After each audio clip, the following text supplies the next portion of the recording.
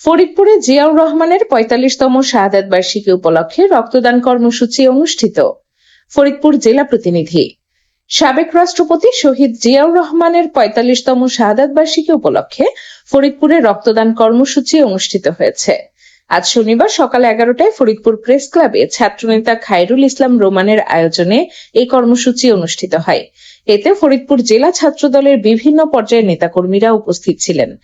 অনুষ্ঠানে বক্তব্য রাখেন জেলা ছাত্র দলের যুগ্ম সাধারণ সম্পাদক মুন্সি আনোয়ার পাশা, সহ সাধারণ সম্পাদক মাহমুদুল হাসান ওয়ালিদ, যুগ্ম সাধারণ সম্পাদক সাইদুর রহমান সাইদ সহ অন্যান্য নেতৃবৃন্দ।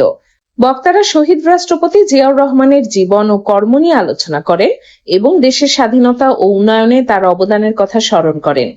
বক্তারা বলেন, জিয়াউর রহমানের আদর্শে উদ্বুদ্ধ হয়ে সমাজসেবামূলক কর্মকাণ্ডের অংশ হিসেবেই এই রক্তদান কর্মসূচির আয়োজন করা হয়েছে।